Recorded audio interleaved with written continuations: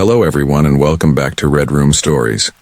I know many of you tune into these tales to help you drift off to sleep.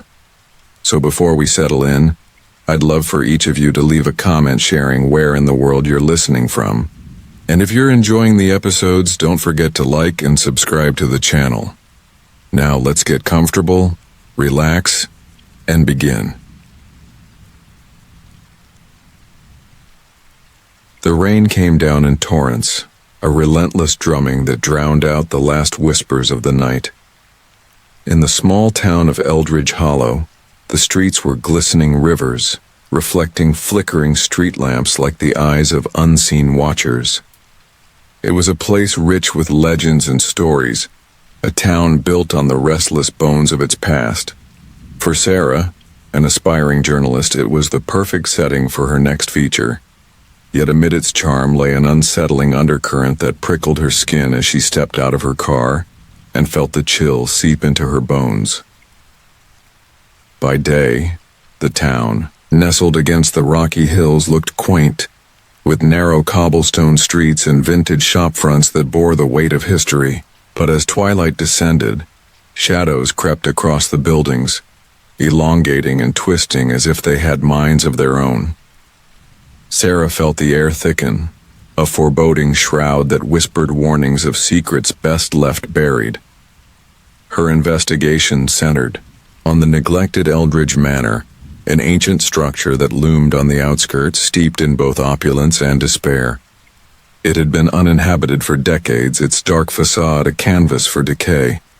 Yet even from a distance it beckoned to her, a heart thumping wildly against a ribcage of fear. The rumors of Eldridge Manor were the stuff of local lore, stories soaked in dread. Tales of the Whitford family, whom the townsfolk claimed had succumbed to madness, their fates entwined with an unholy pact made long ago. As Sarah stood before its heavy oak door, she hesitated, a shiver racing down her spine at the thought of what lay beyond. The air was thick with the scent of damp wood and mold, but with a firm resolve she pushed inside, the door groaning like a wounded beast.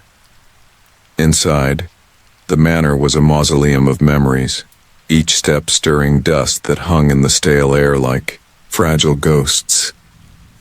The wooden floor creaked beneath her shoes, a mournful sound that echoed against the high ceilings.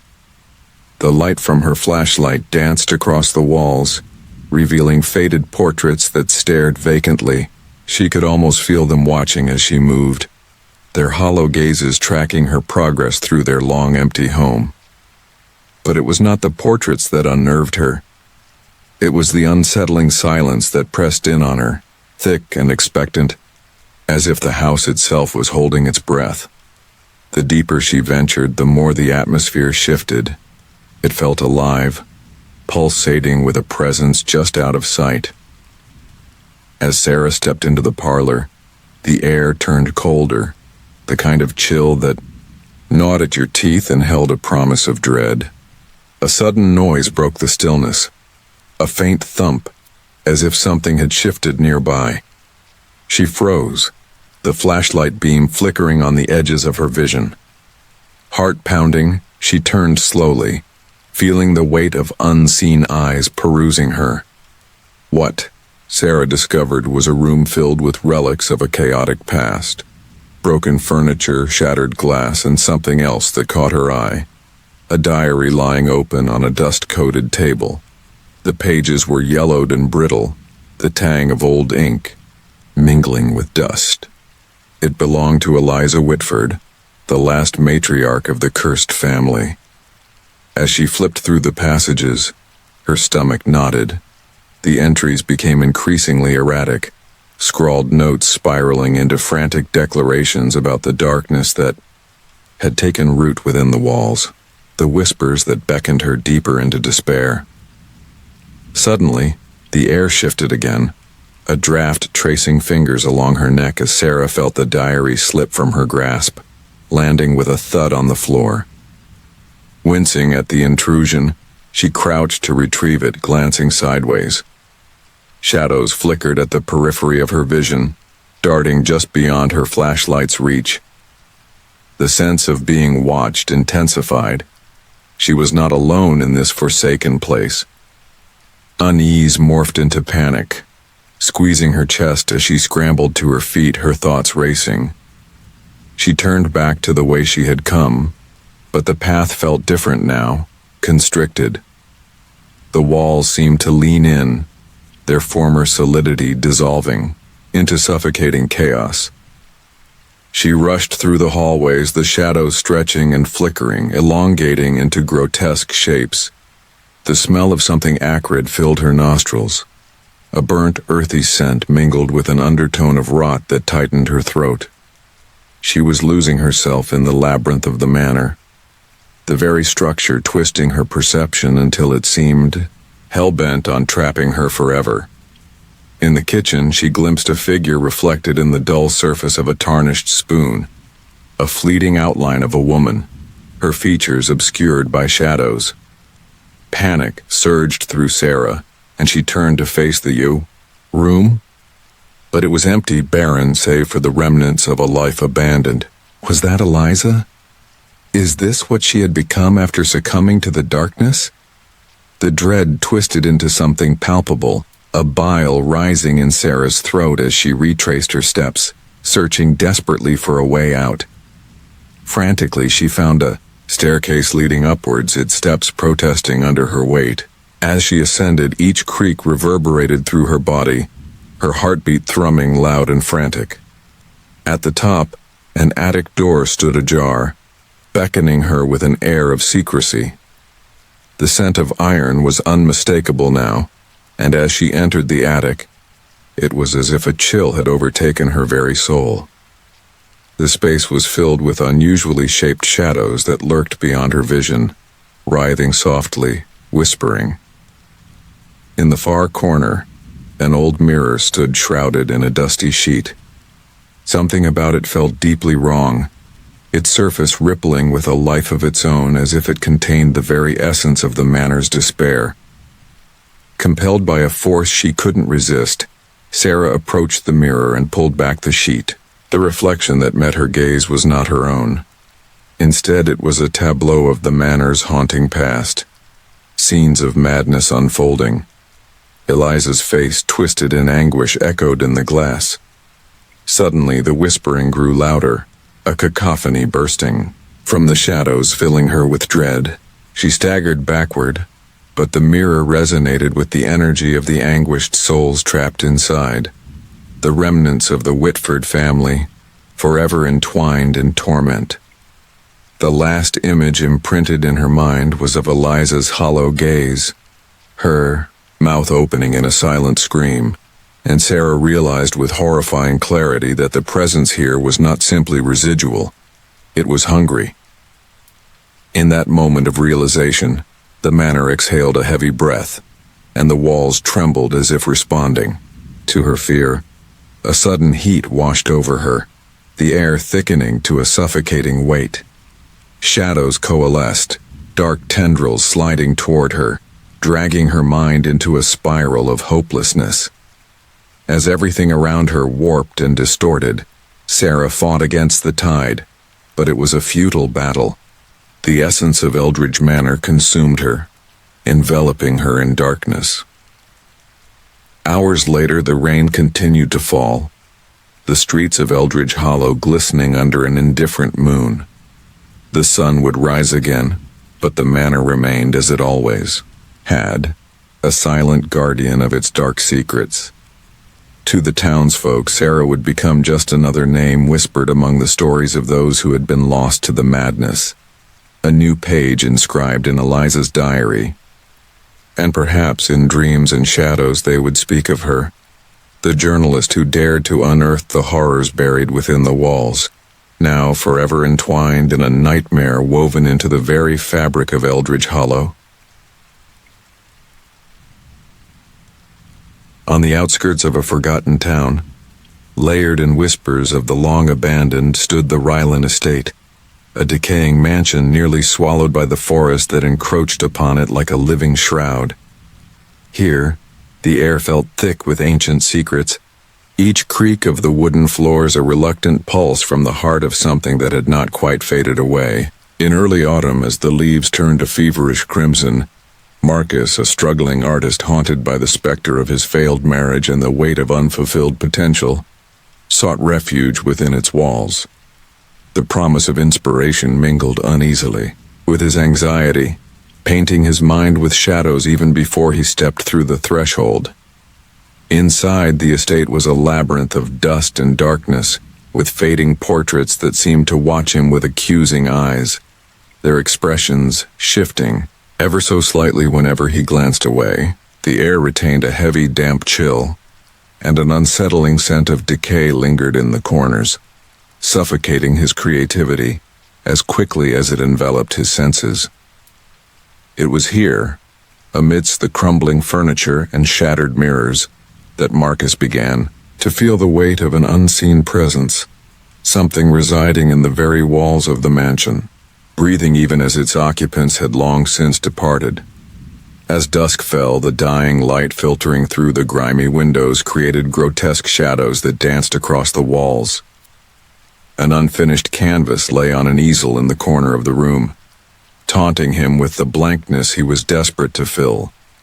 It was in this very moment that he began to hear it, a faint, haunting melody that seemed to rise from the walls themselves, vibrating through the air and settling in his chest, urging him to abandon his paralysis.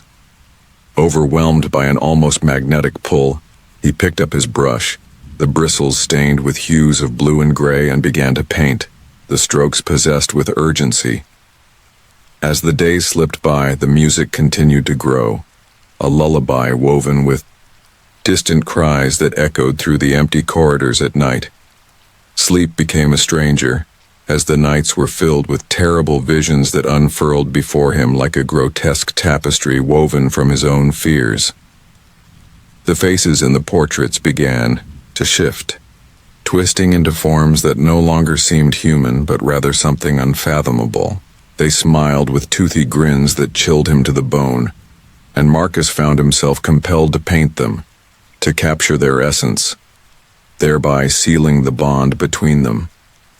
But the deeper he delved into his art, the less he felt tethered to reality.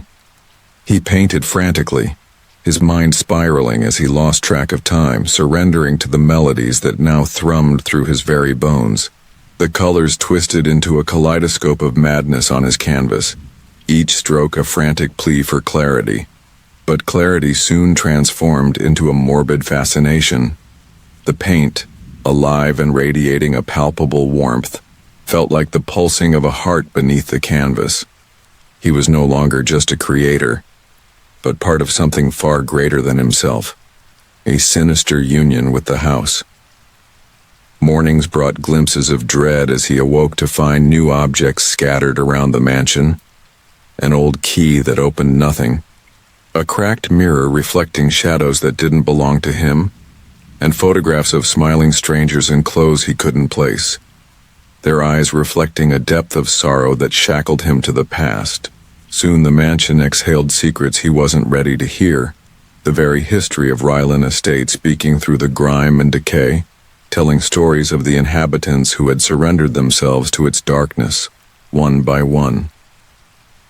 One fateful evening, as he stood before his most recent painting, he felt an overwhelming compulsion to step away.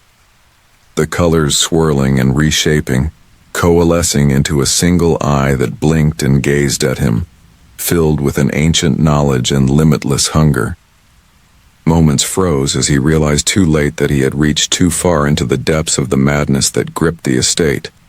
Shadows roared to life around him, swirling like smoke, wrapping around his limbs, pulling him deeper into a pit of despair that threatened to swallow him whole. The next day he stumbled outside, clutching his canvas, bleary-eyed and disoriented as he painted on the grass, unaware of the world beyond the estate's borders. The forest pulsed with hidden life, each rustle and snap of twigs echoing like the drawing of a string, tight and waiting to break.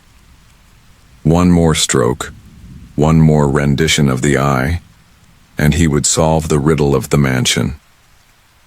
Desperation consumed him, with each stroke a thread pulled tighter in this dark tapestry, weaving his soul with the spirits of the mansion. As the sun dipped beyond the horizon, the last traces of light flickered, replaced by an ominous glow, now purely emanating from the canvas. Marcus felt something rip within him, a thread of his sanity untwisting, spiraling away amongst the notes of the music, now an unholy symphony that reverberated through both mansion and forest alike. The walls of the estate resonated with a low hum that made the trees shudder as if in agreement, a mad dance of sorrow and longing that defied earthly logic. The eye on the canvas widened, drawing nearer, beckoning him into incomprehensible depths. The forest whispered secrets, wrapping around his exhausted thoughts, imploring him to leave behind sanity and embrace the abyss that awaited. Reality redefined itself, and Marcus stood on the precipice of the unknown, the darkness calling, promising resolution and transcendence should he step into its embrace. But the price felt greater than he could envision, a bargain struck with forces beyond comprehension. And then, as if on cue, the manifestations of the estate merged with his madness, rising from the walls like specters of forgotten souls. They encircled him in an embrace of malevolence, urging him deeper into their realm. The music surged, rising to a horrifying crescendo, and he felt his spirit fracture under the weight of their collective sorrow and longing. In that moment of despair, as dread clawed at his heart, he realized he had become the very essence of his creation, a prisoner bound within the art, his existence nothing more than a brushstroke on a canvas alive with shadows. In the far reaches of the forest, the Rylan estate stood silent, its secrets hidden beneath layers of ivy and unyielding time. The once tormented cries had been replaced by an eerie stillness, and as night fell, a new portrait adorned its walls, his last unfinished canvas, the eye forever watching those who dared to cross its threshold, eternally waiting for the next soul to weave into its dark masterpiece. The storm came in sheets, heavy raindrops pelting the old town of Greymore like stones hurled from darkened skies. Among the crumbling streets and shuttered windows, Jenna found herself standing at the threshold of the Whispering Pines Asylum, a relic of an era when the line between sanity and madness blurred dangerously. Her heart raced, caught in the tendrils of fear and curiosity, as she wondered what kind of stories were buried beneath the peeling wallpaper and rusted iron gates. She had always been inexplicably drawn to places with a history of suffering. But tonight the oppressive weight of the approaching storm felt different.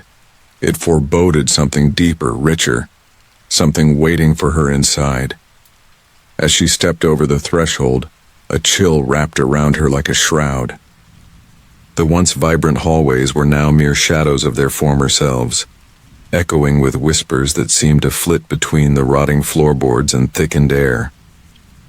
Jenna inhaled sharply, the scent of damp decay and stale sorrow mixing with the electric tang of the storm electrifying her senses.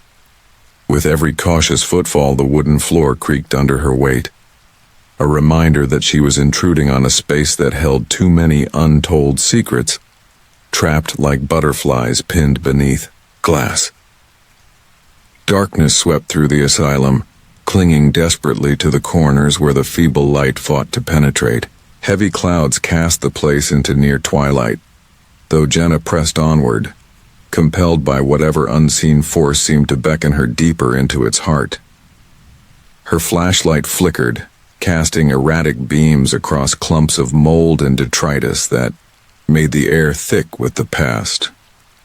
Behind her, the door slammed shut, an almost human response to her trespassing, leaving her utterly alone. A fact felt more viscerally than understood. The first sign of something amiss came as Jenna caught sight of a tampered window on the second floor. It flapped weakly in the wind, an invitation that drew her curiosity. Scaling the staircase, she felt the sensation of 100 eyes watching her every move, the cacophony of the storm melding seamlessly with the soft, persistent whispering in her ears. They were no longer just echoes of the wind, nor mere remnants of the past. They began to form ancient words, sighing warnings as if anchored to the very air around her. The more she strained to understand, the more the whispering dissolved back into silence, leaving only an unsettling question hanging above her like the storm. As she reached the upper landing, the temperature plunged, each breath crystallizing in the air as if the warmth of life were being siphoned away. Jenna pressed onward, her heart hammering against her ribs, lured by a flickering light at the end of the corridor. The light pulsed rhythmically like a heartbeat, illuminating, peeling, murals that depicted serene scenes of nature now grim and lifeless. When she reached the source, her breath caught in her throat. It was a room lined with mirrors, the glass surfaces yawning as if ready to swallow her whole. Staring into her reflection, Jenna noticed something emerge just behind her. A shadow, stretching and changing, morphing into something no longer human. Panic shot through her as she spun, but there was nothing to behold except the empty corridor, dark and foreboding. A heavy stillness descended, far thicker than before, as the walls creaked and groaned, seemingly responding to her alarm. A shiver trickled down her spine, which tingled where the shadows might have brushed against her, a sensation impossibly intimate, making her feel as if she were becoming part of this place. With a rush of adrenaline, she retreated, but the hallway seemed to elongate, stretching away in an impossible way, ever out of reach. She was trapped in a loop, a dance of uncertainty, as the asylum wrought its cruel magic. Desperation clawed at her throat, urging her to find an exit, but with every turn, she could feel the very bones of the building constricting around her, enveloping her in a chilling embrace. The whispers returned, louder, intermingling with her rising fear, echoes of anguish and madness that intoxicated her mind. Suddenly, a door to her left swung open with a resounding bang. Heart racing, Jenna slipped inside, finding herself in a room littered with old file cabinets and dust-covered medical supplies. Papers fluttered like skeletons of forgotten lives, and she knew this was where the asylum had kept its darkest secrets. It was here, among the ghosts of past patients, that she unearthed the truth. Old medical records spoke of experimental treatments, hollowed-out souls, and unethical practices that were buried beneath a veneer of compassion. The files warned of a presence that hungered, an entity born from the pain inflicted here, a creature that fed off despair. As she skimmed through the documents, pieces of the twisted history fell into place, making her skin feel clammy and tight. She had come searching for a tale, but found herself entwined in a legacy of horror. The whispers crescendoed, an almost tangible force clawing at her sanity, pulling her deeper into the morass of despair that filled the room. With dread coursing through her veins, Jenna tried to leave, but the door had sealed shut, a barrier keeping her captive in the heart of the asylum. Suddenly she felt hands, cold and clammy, grasping her shoulders. Her vision blurred, and it became clear. This was not a mere haunting. They had become a part of her essence, and she had unwittingly become a vessel for the asylum's stories of suffering. Jenna's reflection in the mirror warped grotesquely, and she could see the same shadows that had stalked her now lurking behind her eyes, ready to spill forth those long-buried tales. As her own voice distorted, it intertwined with the whispers, creating a gaudy harmony of terror. Awash with anguish, Jenna screamed, but the sound was muffled, smothered by the cacophony of souls that filled the room, demanding to be heard. The konam walls began to pulse like a heart, each beat resonating through her very being. She was not here to document their stories, She was destined to experience them, to surrender her identity into the void of despair, forever lost in the echoes of the unclaimed madness of whispering pines. As the storm continued to rage outside, Jenna's world dissolved into a tapestry of fragmented images. Fear, loss, desperation spinning wildly around her as the asylum claimed another one of its victims. The door remained shut, the walls loomed closer, and in that moment, she realized the restless whispers had claimed her too. The asylum had become her prison. She had become its voice, forever to wander the haunted corridors whispering her own tale of despair into the restless night. Alone in her newfound dread, Jenna faded away, leaving only echoes of her presence, embodied in the suffocating darkness. The storm outside ceased, but the horror of that night was only just beginning, reverberating through Greymoor like a ghostly reminder that some stories are never meant to be unearthed. The rain fell in icy sheets, drumming relentlessly against the window panes of the crumbling apartment that Anna called home. It was a relic from a bygone era, suffocated under layers of neglect and time's merciless hand. The world outside blurred into a watercolor of gray, each droplet distorting her reflections and perhaps her sense of self. Clutching a worn-out blanket against the cold, she felt as though the loneliness crept in through the cracks of the walls, wrapping itself tightly around her heart. Anna had moved to the city to escape the shadows of her past, but they followed her relentlessly, whispering through her dreams and taunting her with memories of laughter now twisted into screams. It had been 3 years since she lost her brother, but the wound felt fresh, an open sore that throbbed under the weight of silence. She tried everything to fill the absence he left behind, but the city offered only emptiness, a cacophony of bustling lives that seemed indifferent to her sorrow. That night, as thunder rumbled ominously in the distance, an unusual chill settled into the marrow of her bones. The lights flickered, struggling against the heavy weight of the storm. That's when the first knock echoed through her apartment, a soft, hesitant rap that sent a shiver racing up her spine. She paused, unsure if it was the wind playing tricks or something far more dreadful probing at her sanctuary. Nobody came to visit her. Each subsequent knock was louder, more insistent. It felt almost as if the sound was an eager voice, beckoning her to acknowledge its presence. With trembling hands, Anna crept toward the door. Perhaps it was only a neighbor lost in the storm. She strained to hear over the burgeoning roar of the rain, straining to catch any other sounds of humanity. But there was nothing. A heavy void, where life once existed. Finally, gathering her courage, she swung open the door. The hallway was dimly lit, shadows slinking along the edges. What stood before her was not a neighbor, but a package. Small, unmarked, wrapped meticulously in brown paper.